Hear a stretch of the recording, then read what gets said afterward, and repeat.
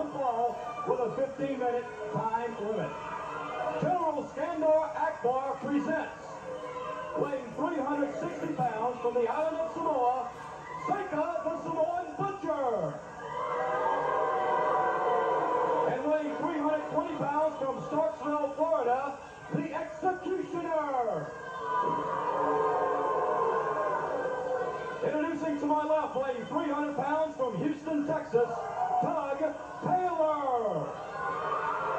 And weighing 315 pounds from Mineral Wells, Texas, Wilson. Again, tag team action here on 5-Star Wrestling.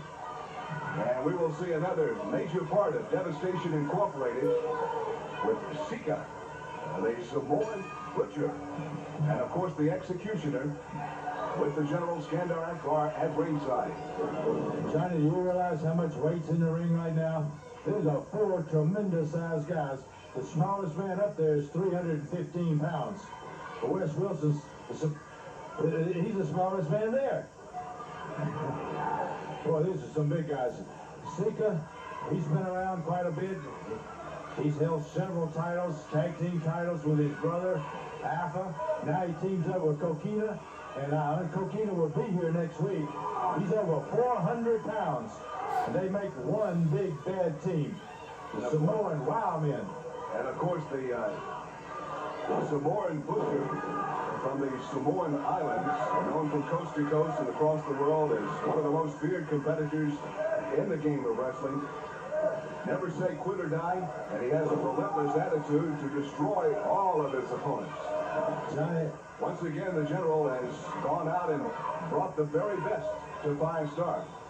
You can rest assured that Akbar will spend his money along those lines.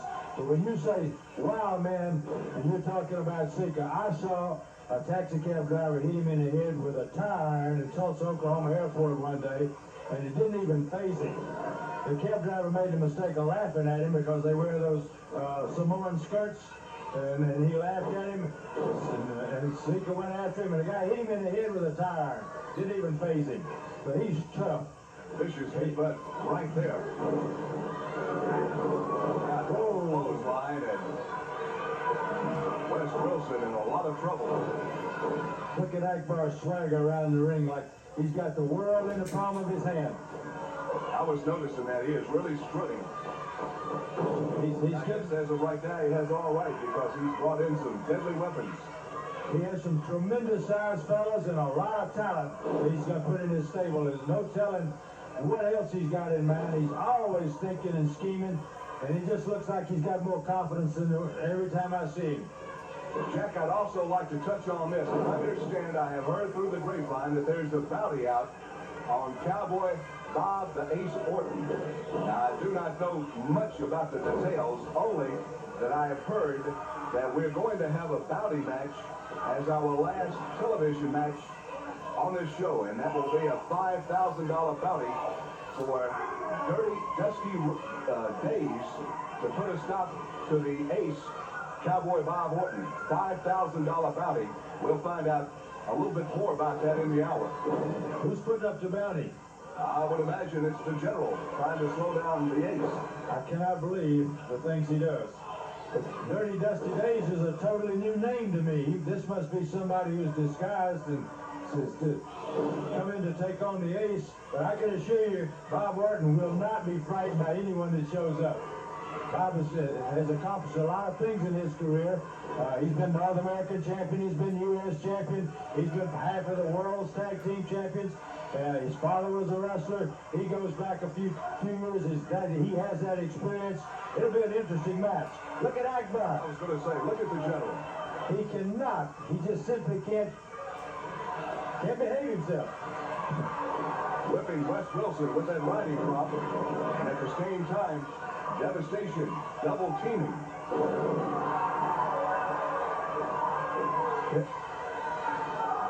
Speaking of titles, too, I wanted to back up.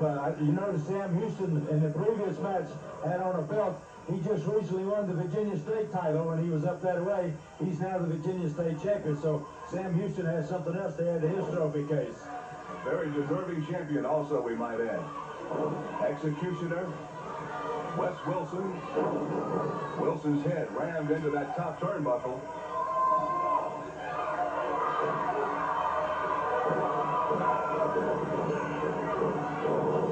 First, but the executioner comes out of the corner using the clothesline on Wilson. And once again, using Sika's head as a battering ram, if you will, with the headbutt.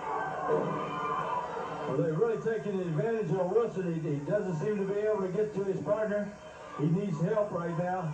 He needs to get to the other side to get Tug Taylor in some action.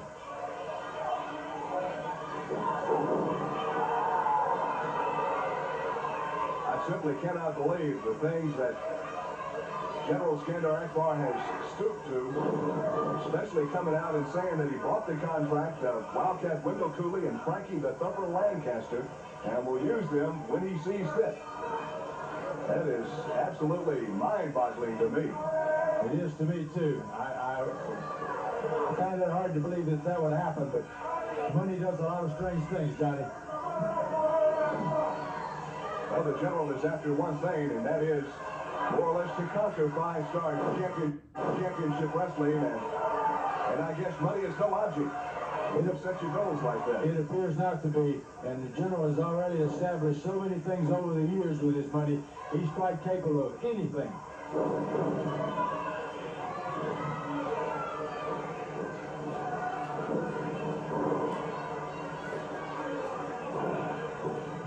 Wilson seems to have gotten himself into a real bad spot. It looks like he's disoriented. He can't get out of there. They're really working him over. Here comes Taylor. He's had enough. He's taking on the 360-pound Sika. Now the General has climbed up on the ring apron. Oh, he just slapped him with that right crop. Wow. Taylor and Wilson have been run together. Now the belly-to-belly suplex by the executioner and a 3 count. Once again, it is the General causing concern in the ring.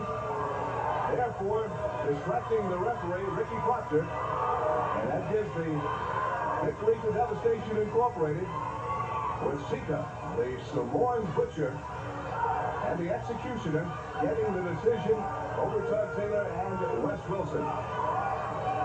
We've got much more.